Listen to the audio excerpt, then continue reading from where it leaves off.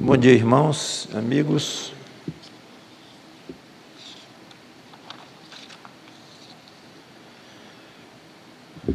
Vamos a Êxodo capítulo 6.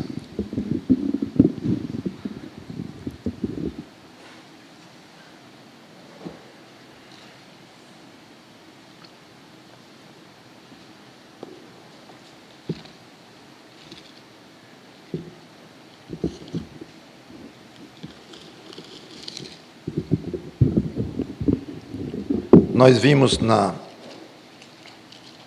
pregação passada que Moisés entrou numa fase de desânimo, porque o povo estava sofrendo muito por causa do aumento das cargas que o faraó colocou sobre os homens judeus. E o povo reclamou muito de Moisés. Moisés foi falar com Deus e se queixou bastante. Já comentamos claramente na mensagem passada o que Deus disse, a reação de Moisés, o que Deus disse a Moisés. E nós ficamos só nos versículos 2 e 3, que diz assim: falou mais Deus a Moisés, estou em Êxodo 6 e 2. Falou mais Deus a Moisés e lhe disse: eu sou o Senhor. Eu estou achando o som muito alto. Se puder baixar um pouco, se souber baixar um pouco, esses botões aí, seria interessante. Tudo bem. Eu sou o Senhor. Apareci a Abraão, a Isaque e a Jacó como Deus Todo-Poderoso, mas pelo meu nome, o Senhor, não lhes fui conhecido. E eu fiquei a pregação toda só neste ponto, da importância de como conhecemos a Deus, o conhecimento pessoal de Deus e tudo mais. Então vamos continuar hoje. Meu plano é até o versículo 8, que diz: também estabeleci a minha aliança com eles para dar-lhes a terra de Canaã, a terra em que habitaram como peregrinos. Ainda ouvi os gemidos dos filhos de Israel, os quais os egípcios escravizaram, e me lembrei da minha aliança. Vamos ficar aqui, depois a gente continua, vamos orar. Santo Deus, nosso bom Pai, que Teu Espírito Santo nos dirija para entender esta Tua palavra e vivê-la. Em nome do Senhor Jesus Cristo, te peço e te agradeço de antemão. Amém. Nós vemos aqui Deus dizendo que se lembrava da aliança que Ele havia feito com os patriarcas, reconhece que o povo estava sofrendo no Egito, e agora diz que está na hora de tirá-los de lá, porque ele se lembrou da aliança. Ele fez uma aliança com os pais, reconheceu que o povo descendente de Abraão estava sofrendo e disse que se lembrou da aliança. A primeira pergunta que vem à mente é: e ele havia esquecido? Parece. Porque ele fez uma aliança. O povo sofre, não sei se séculos, décadas, porque foi degenerando aos poucos depois da morte de José, até ficar mesmo num maltrato explícito. E agora piorou. Então o povo sofrendo. Deus se esqueceu? Talvez a maior demonstração que Deus havia esquecido da aliança é que o povo estava sofrendo, porque se Deus estivesse se lembrando, certamente Ele não deixaria o povo sofrer, não é? É não. Esse raciocínio está errado. É evidente que Deus não se esqueceu, mas Ele disse que se lembrou. Quando Deus diz que se lembra de alguma coisa, simplesmente significa: está no momento de eu agir. É como se, durante aquele tempo anterior ao momento de dizer me lembrei, é como se ali estivesse observando e trabalhando em outras áreas, mas não agindo ainda naquilo que ele disse. Agora eu me lembrei disto. É simplesmente isto. Agora eu vou agir com relação àquele assunto. Eu não estava esquecido, eu não estava parado, eu estava agindo em outras coisas, em outras áreas, mas deixei assim porque eu quis deixar.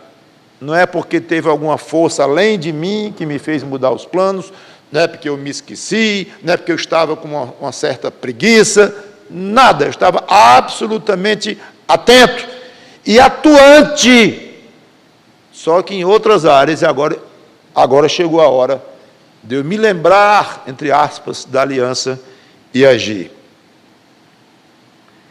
É interessante que o princípio continua na nossa vida hoje aqui debaixo do Novo Testamento, de que ter uma aliança com Deus agora em Cristo não significa uma posse imediata dos benefícios, das maravilhas daquela aliança. Toda aliança com Deus traz maravilhas. Eu disse todo me lembrando do passado, do Velho Testamento, em que se fala de alguns tipos de aliança e tal, mas vamos focalizar na aliança que hoje só falamos só entramos numa aliança com Deus, que é a nova aliança no sangue de Cristo.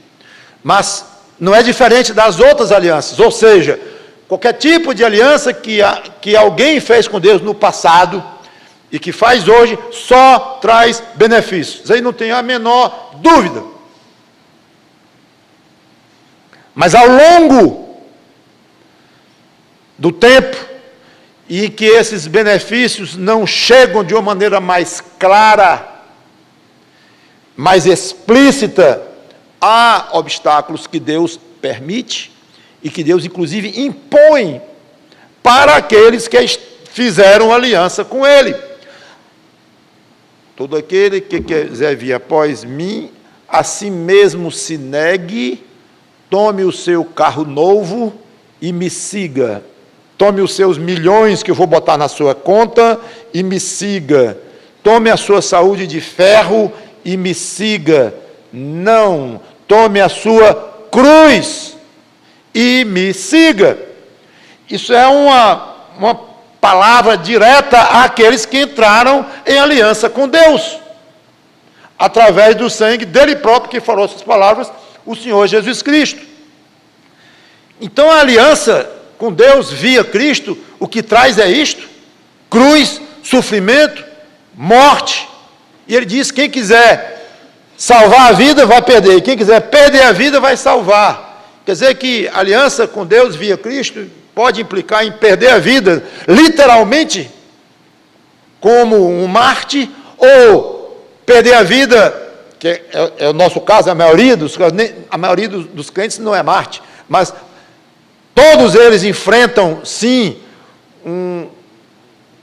uma situação de cruz, de sofrimento, de perder a vida, no sentido de abrir mão dos prazeres deste mundo, como Moisés entendeu isto. Então, é assim, faz parte. Quem entra em aliança com Deus vai sofrer por causa desta aliança. Sempre foi assim, incluindo esta aliança que nós temos com Deus hoje, pela fé em Cristo. Mas esse sofrimento visa crescimento, visa bênçãos que nós nem imaginamos, nem conseguimos aquilatar o tamanho dos benefícios que vêm através dessas dificuldades. E a aliança está ali, firme, firmíssima como rocha. Então um crente pode, no meio de um sofrimento, dizer: Senhor, cadê a aliança que eu fiz contigo através do sangue do Senhor Jesus Cristo? 1000 promessas foram feitas para quem falou do Evangelho para mim, e me falou de alegria, de felicidade, me falou de tempos maravilhosos. está diferente, tu se esqueceste da aliança comigo? Não. É que eu estou atuando em outras áreas. Mas você continua salvo, você continua debaixo da minha proteção, debaixo das minhas asas, você continua debaixo do meu poder, gozando de todo o meu amor, tudo isto. Nada disto mudou. Agora, os benefícios mais plenos desta aliança que você fez comigo, você confiou em mim, através do sangue do meu filho. Espere que vai chegar o momento de eu dizer, me lembrei dessa aliança agora, não é que eu tinha esquecido, mas chegou o momento de eu lhe mostrar para valer. Tudo que eu estou dizendo até agora, eu acho que não é grande novidade para nós crentes, mas é impressionante como nós parece que nos esquecemos disto quando aperta. A nossa vida, as circunstâncias complicam muito e nós ficamos muito nervosos, parecendo o povo lá no Egito, quando o faraó apertou, parecendo o próprio líder Moisés, quando o povo apertou Moisés e seus irmãos, o seu irmão. Então, não vamos esquecer disso não, gente. Nós temos uma aliança com Deus. Ele fez essa aliança conosco quando você se converteu a Cristo. Pessoalmente. Não se esqueceu. Ou esqueceu, entre aspas, como eu tenho explicado. Mas a aliança está firme. Somente no meio do sofrimento grande dizer, Senhor, eu te amo. Senhor, eu não posso esperar o momento de eu tomar posse total dos benefícios da aliança que eu fiz. Experimente dizer isso na contramão das suas emoções, dos seus sentimentos. Vá na contramão, isso é fé. Senhor, eu confio e eu ainda vou curtir muito, me deliciar com as consequências absolutamente espetaculares desta aliança que eu fiz contigo no sangue do teu filho. Muito bem. Versículos 6 e 8, portanto, aí vem agora a ordem para Moisés. Diz aos filhos de Israel, eu sou o Senhor, e vos tirarei de debaixo das cargas do Egito, e vos livrarei da sua servidão, e vos resgatarei, a quantidade de verbos que tem aí, e vos resgatarei com o braço estendido e com grandes manifestações de julgamento. Tomar-vos-ei, mais verbo, tomar-vos-ei por meu povo, e serei vosso Deus. Agora um verbo usado para com o povo. E sabereis que eu sou o Senhor, vosso Deus, que vos tiro de debaixo das cargas do Egito. E vos levarei à terra a qual jurei dar a Abraão, a Isaque e a Jacó, e vou-la darei como possessão. Eu sou o Senhor. E Deus encerra aqui essa fase de revelações para Moisés. Que palavras! Moisés, eu vou lhe dar um novo pacote de coisas para você dizer para os israelitas. Você vai entrar numa segunda fase. Agora, a primeira já passou e houve problemas, o povo reagiu não muito bem, você provavelmente não muito bem também, mas vamos para frente, Moisés, volte lá e diga todas essas coisas. Muito bem. Nesta mensagem que Deus manda Moisés dar, esta mensagem é de 4 pontos. 2 sendo apenas confirmações, nenhuma novidade. E 2 são de novidades. As confirmações. Primeira, garantia de tirar o povo do Egito com mão forte. Deus já tinha dito isso mais de uma vez, inclusive lá mesmo na sarça ardente, Deus já havia dito isso para Moisés. Então aqui é uma repetição. Lembra lá, repete, diga lá, que eu já disse, não é novidade. Segundo, eu vou tirar vocês e levar para o lugar exato em que eu havia prometido aos patriarcas, Abraão, Isaque e Jacó. Não é novidade também. Quando Deus apareceu, Moisés na sarça ardente, ele disse isso. Moisés, quando apareceu, quando falou com o povo a primeira vez, disse isso. Nenhuma novidade. As novidades são 2 aqui. Primeira, Deus os adotaria como povo e seria o Deus deles. E aqui está algo que nós nem percebemos, mas os estudiosos, comentaristas, gostam de apontar, acho eu, com razão. Se quisermos identificar um ponto em que nasceu ou foi proclamada a nação de Israel, foi aqui. É muito interessante. Parece tão assim, palavras tão normais, a gente até já se acostumou de ler, mas aqui. Não, mas a nação de Israel não nasceu quando Deus chamou Abraão. Num certo sentido, ali estava o início do projeto de Deus. Aí Deus trabalhou na vida de Abraão, na vida de Isaac, na vida de Jacó. Claro que estava funcionando ali já, o projeto já dando início. Só que, até Jacó, cujo filho foi para o Egito e depois mandou chamar o pai e os irmãos todos, Deus tratou com os patriarcas, mas numa base familiar. Não era um povo constituído, era uma família que foi lá para o Egito. Claro, era o germe do povo, era o início, estava ali latente ou contido naquela família, o povo que Deus havia sim prometido dar a Abraão. Agora, Deus de maneira formal diz assim: Moisés, o povo que eu prometi fazer de Abraão está feito, aí está. E eu vou tirar vocês daqui, não mais como uma família, não é mais a família de Abraão, de Isaac, de Jacó, que foi a última que literalmente foi levada lá para o Egito, chamada por José, não mais como família. Claro que veio daquela família, todos são descendentes daquela família, mas agora Deus olha para aquele monte de gente ali e vê um povo e declara, aqui está o meu povo, que eu disse para Abraão que ia formar. Está formado. Está formado. E a incubadeira desse povo foi o Egito. Lá eles foram formados. Discretamente, com José chegando sozinho. Aí depois vem os irmãos e a história toda, eu já preguei aqui detalhadamente. Aí vem a família maior e agora está esse povo todo. Então, me mostra na Bíblia o início do povo de Israel como povo aqui.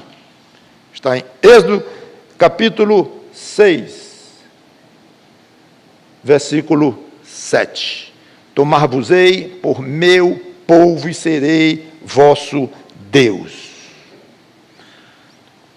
Outra coisa interessante, o estabelecimento do tipo de governo deste povo. Democracia, não. Comunismo, não. Socialismo, não. O tipo de governo está aqui, escrito: tomar-vos-ei por meu povo e serei vosso Deus. Pronto. O modo deste povo ser governado é teocracia. Eu vou ser o Deus deste povo, eu vou dirigir o povo da maneira como eu queira. E, não está escrito aqui, mas nós sabemos que os regulamentos daquela teocracia, os estatutos daquela teocracia, seriam fornecidos pouco tempo depois no Sinai. Ali Deus, então, deu os estatutos da teocracia que ele diz inaugurada naquele momento para Moisés. Segunda novidade. Primeira, a criação da nação e até a forma de governo. Segunda novidade. Deus não apenas levaria para lá o povo, mas daria como possessão. A terra de Israel é dos judeus, porque foi Deus quem deu. Não mais dando a Abraão e sua família, certo, que ele Deus disse a Abraão que ia estabelecer um povo, daria os descendentes. Então, essa aqui é uma novidade relativa. Mas quando eu ligo com a novidade do início do povo de Israel, é que aqui Deus está declarando claramente: aquela terra que está lá vai ser agora realmente empossada, vai ser dada neste momento, nesta fase, a este povo que está aí. Não é mais uma coisa remota, que um dia eu vou fazer de Abraão uma grande linhagem, que um dia eu vou dar a Abraão a terra, que aliás Abraão foi para a terra lá, mas viveu lá como peregrino, e Isaac e Jacó, tanto que Jacó acabou indo para o Egito. Pronto, agora chegou a hora de eu dar a terra que eu prometi dar, vou dar agora. Chegou o momento. Este povo agora vai para aquela terra, literalmente, e é agora, neste tempo que vai seguir. Isso teria sido quase imediato, não fosse os tais 40 anos no deserto. Teria sido poucos meses depois. Seja como for, aconteceu, mesmo depois dos 40 anos. Duas observações eu quero fazer. Primeiro, eu falei na pregação passada da revelação progressiva de Deus, até o ponto de se revelar como forma máxima no Filho, Jesus Cristo, Logos. Expliquei isso aí. E expliquei que, dentro do contexto que ele não tinha sido conhecido por Abraão como Jeová, expliquei tanto que fiquei a pregação todinha nisto, mas joguei um foco sobre a revelação progressiva de Deus nas Escrituras. E aqui está mais um exemplo.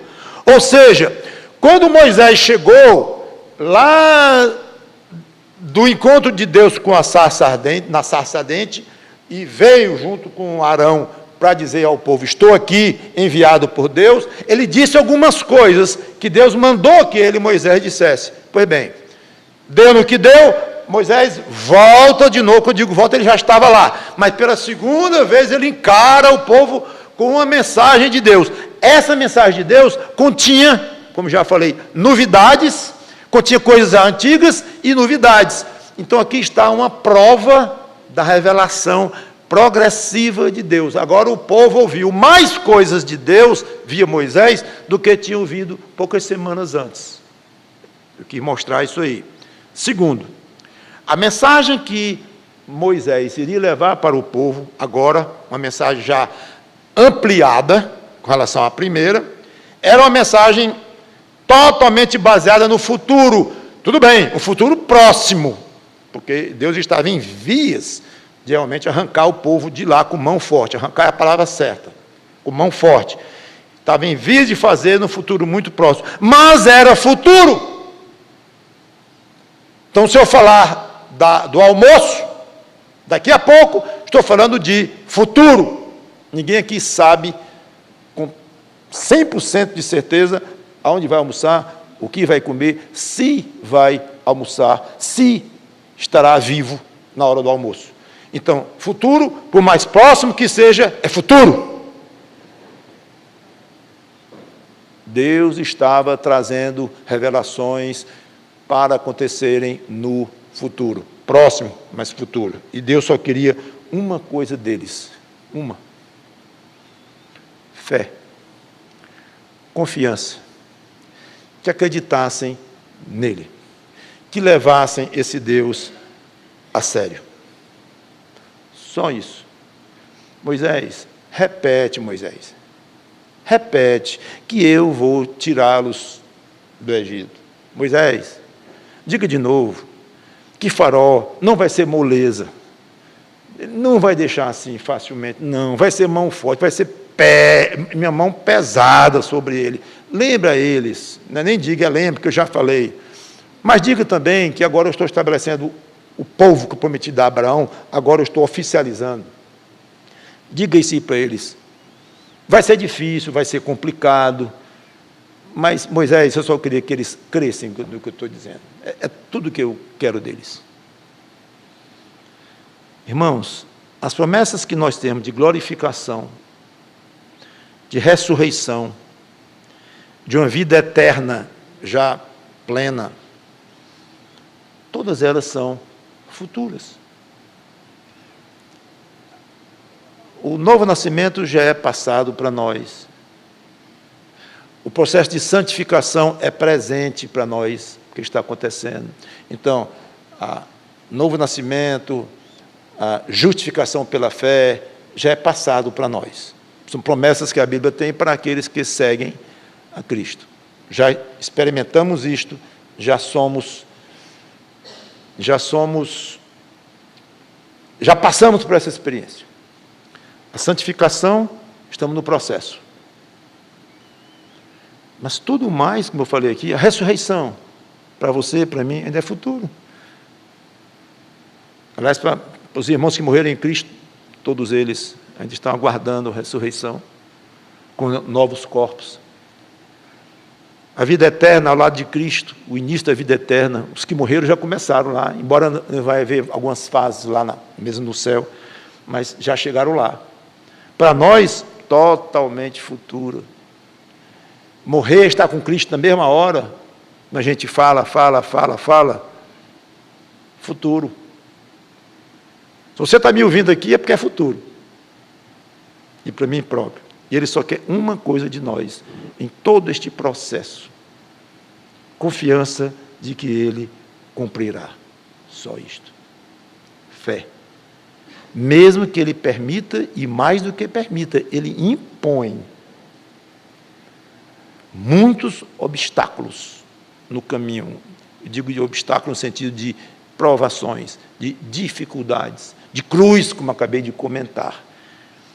Mas Ele gostaria muito, o que Ele espera de nós é uma constância, uma firmeza de fé, dizendo, esse futuro vai chegar. Pode demorar para lá, demorar para cá, eu não sei se é um mês, se é 10 anos, se são décadas que eu tenho pela proa ainda, não sei o grau de sofrimento, de dificuldade que eu vou ter, mas o futuro vai chegar. Há um salmo muito bonito, 37:5, que provavelmente alguns sabem de cor. Entrega os teus caminhos ao Senhor, confia nele, e o mais Ele fará. Eu acho que encaixa como uma luva aqui. Entrega o teu caminho, Salmo 37:5. Entrega o teu caminho ao Senhor. Confia nele, e o mais Ele fará. Ele fará, Ele fará. As providências necessárias para você se apossar de todas estas bênçãos, maravilhas prometidas, Ele vai providenciar. Já providenciou muito, inclusive, com tudo que foi feito até aqui, desde o plano da salvação, culminando na morte e ressurreição de Cristo, e o retorno dele ao céu. Confia, só isto. Moisés, confie mais em mim. Só isto. Peça a Deus todo dia, mais confiança, mais fé. Senhor, aumenta-nos a fé. Aumenta-nos a fé. Se você tivesse mais fé, os seus sofrimentos, eu não vou dizer que seriam menores, não. Não é este o ponto. Mas a forma de você encarar os seus sofrimentos, a reação aos seus sofrimentos, o resultado pela experiência do sofrimento, tudo isso seria completamente diferente. Olhe bem, eu não estou dizendo que os sofrimentos seriam menores, que é o problema do falso evangelho da prosperidade. Se entregue a Cristo e os seus problemas vão desaparecer. Seus problemas financeiros, problemas de toda ordem vão desaparecer. Falso. Seus problemas vão continuar, podem até aumentar, não importa, mas eles estarão lá. Então, se você aumentar a sua fé, aumentar a sua confiança em Deus, não é certo dizer que, como consequência, os seus sofrimentos vão ser menores, ou em menos quantidade. No sentido, nós podemos dizer que serão menores, não o sofrimento em si, mas é porque você vai enfrentá-los de uma maneira diferente, então vai sofrer menos. Nesse sentido, nós podemos dizer que são menores. Mas a morte de um ente querido é a morte de um ente querido. É um sofrimento tão grande quanto o outro. 2 pais perderam, cada um perdeu um filho. Está ali, pronto, acabou. A maneira que um vai reagir, o tamanho do sofrimento no coração de um, pode ser muito diferente da maneira do outro reagir, e o tamanho do sofrimento do coração do outro, as energias espirituais que o outro vai ganhar com isso, o crescimento, a aproximação maior do Senhor Jesus Cristo, um mundo de consequências benéficas, com a desgraça da perda de um filho. Não são incompatíveis as coisas, não é para nós termos vergonha de dizer que perder um filho é uma desgraça. Estou dando um exemplo, talvez um exemplo máximo. Mas da desgraça sai bênçãos.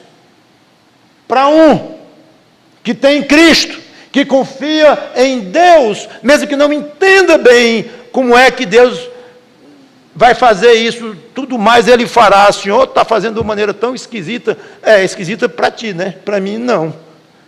Deus escreve certo com linhas tortas. Quem disse? Torta para quem acha. Deus vai dizer, você escrever muito bem. Eu escrevo com linha torta. Você já viu minha escrita? Então é isso. Torta para nós. Esquisitas para nós.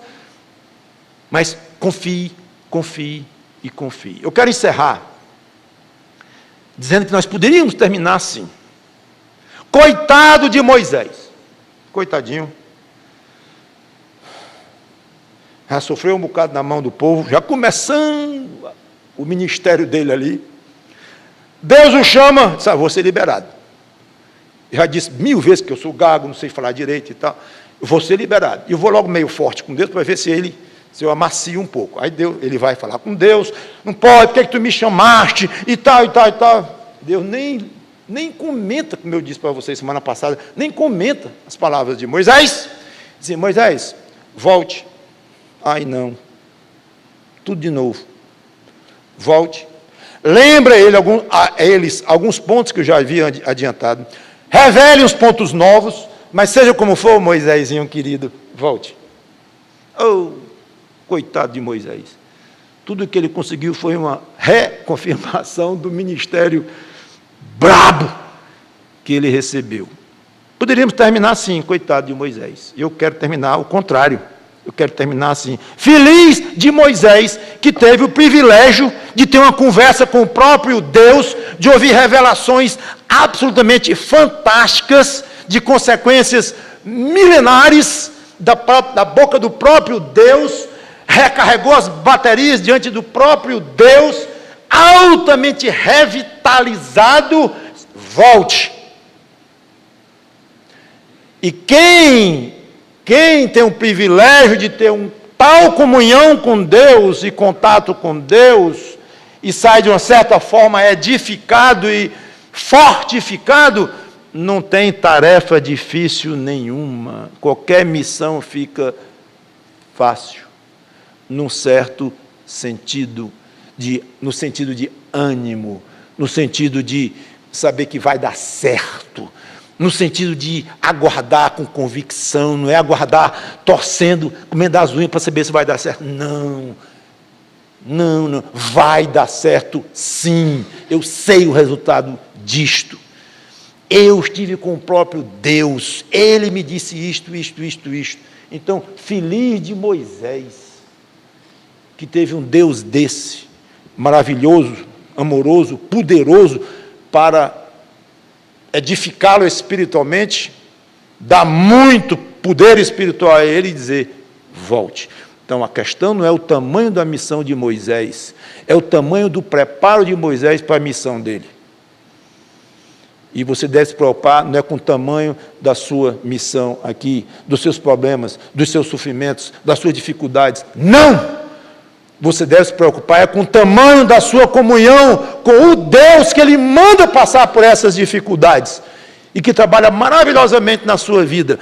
Isso é que deve estar na sua mente, nas suas preocupações. É crescer a intimidade com este Deus, é ser constantemente alvo de absorver o poder divino, crescer com Cristo e olhar as coisas pelo ângulo de Deus. Este é o ponto. Uma vez conseguindo isto, tudo mais vai ser altamente secundário e cai na categoria de Deus dizer: eu o farei. Vamos orar. Obrigado, Senhor Deus, pelas tuas escrituras, pelo que podemos aprender delas hoje, nesta fase da vida do teu querido servo Moisés. Um grande exemplo para nós. Exemplo às vezes negativo, mas muito mais positivo. E exemplo de alguém que dedicou a vida a ti, depois que foi chamado, e foi fiel, mesmo com as suas fraquezas e falhas e dificuldades, que temos o privilégio de agir assim também. Obrigado por ele, Moisés. Em nome do Senhor Jesus Cristo. Amém.